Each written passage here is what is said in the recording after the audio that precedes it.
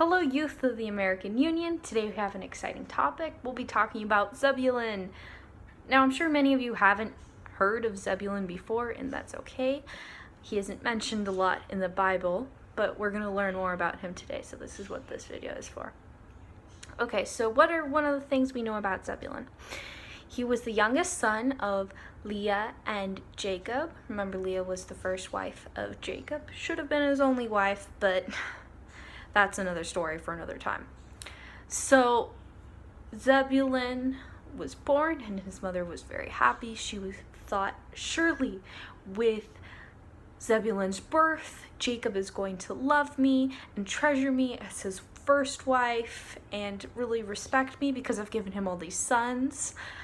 A value of a woman was determined back then by how many sons she had, and Zebulon was another son to add to her numbers, so her worth should have increased exponentially to Jacob, but that didn't happen for Leah. So after Zebulon's birth, you don't hear very much about him, but we can assume that his life followed a similar path as that of his brothers. He must have been there when Joseph was sold to the slave traders, though it doesn't seem like he played a major role in the selling of Joseph to the slave traders. He was just there going with the flow. The flow was to sell Joseph. Cool, he's cool with that. So that's what happened. So after Zebulon's birth, the next time we hear about him is on Jacob's deathbed.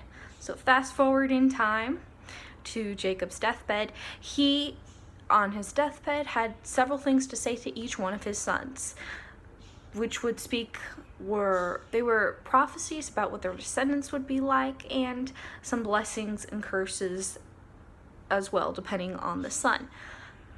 So Jacob did not say a lot, but he did give a clue on what Zebulon's descendants would be like. So let's turn our Bibles to Genesis 49:13 to figure that out. And there it says, Zebulun shall dwell at the haven of the sea, and he shall be for a haven of ships, and his border shall be unto Zion. So what can we gather from this verse? That Jacob and specifically Zebulun's descendants would be involved in international trade.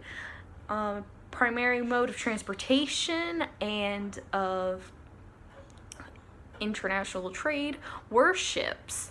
So Zebulun's tribe would be very much involved in that, since they would have port cities. So this is both a blessing and a curse for the tribe of Zebulun. How come? It's a blessing because Zebulun would have the opportunity to interact with surrounding nations, and even nations that weren't so much surrounding by trade. That meant they could spread the gospel of Yahweh to those other countries and tell them about the true God. But this again was also a curse, and that they would come in contact with heathen traditions and practices and beliefs that could easily influence them to do what was wrong. Unfortunately, a lot of the time, that is exactly what happened. Zebulun's people were influenced by the tradition and practices of the heathens in those nations, and they fell in the wrong. They did not remove all of the neighboring countries as they had been told to do when they settled the promised land, and because of that, they were conquered by one after another of their enemies. They did redeem themselves a little bit in the time of Deborah, when they fought valiantly against Sisera and his army.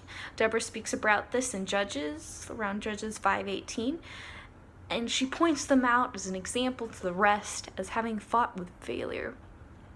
Now this is admirable because the Israelites were highly outnumbered, and they were going to fight one of the best armies of the time, who had one of the best technological advances for the army of that time, chariots with spikes on them, and that's terrifying to fight the biggest, baddest army of the time.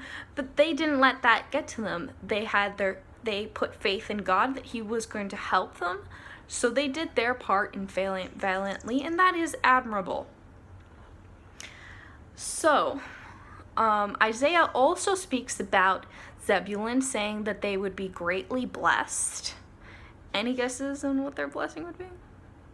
Jesus. Jesus would live and work in an area surrounding that what had belonged to Zebulun's people. Jesus lived in Nazareth for a large portion of his life, and his living there definitely blessed the people that lived there and also the whole world. That was a great blessing for Zebulun. So what can we learn from the tribe of Zebulun? What lessons do they have for us today? One of the first things that stands out about the tribe of Zebulun is all the silence regarding this tribe. There doesn't seem to be a lot about this tribe in the Bible as compared to maybe Judah or Levi. There isn't a lot about Zebulun. And that silence, I believe, speaks a lot. There are a lot of people, specific personalities, that when they enter a room, they go with the flow. How everyone else feels, that's it. They feel they're the average person in the room, and because of that, they can be liked or not noticed. And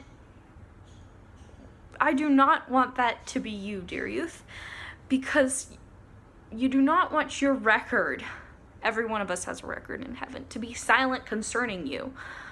No, go out there and take initiative. Do not follow the flow in every single circumstance and let others do what's right and you just hang along. You're just there for the ride. Because not doing what is good is evil. Because the absence of good is evil.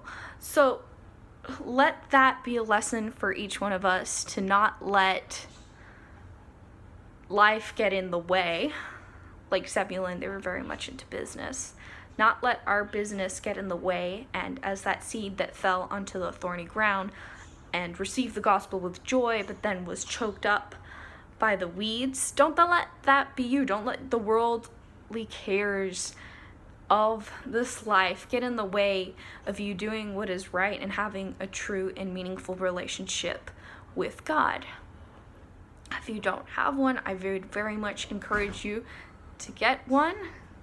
God is always there to help you and guide you, and because he loves you. So another lesson we have from the tribe of Zebulun, number one being, don't let your life be silent in your record in heaven. Second is, don't let the countries or the people and worldly practices of today influence you as Zebulun did. They did not remove the surrounding nations as they had been told to do, so they were conquered by those countries. So how does that apply to us today?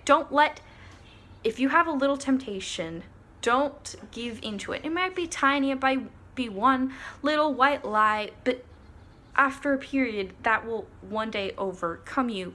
So any little temptation you have, and you might get the feeling, oh, it's not that bad, I'm not killing anyone.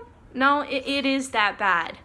If you don't deal with it now, you will never deal with it. Today is the day of salvation, to deal with the problem. So may these be lessons for us, and may God bless every one of you, and God be with you.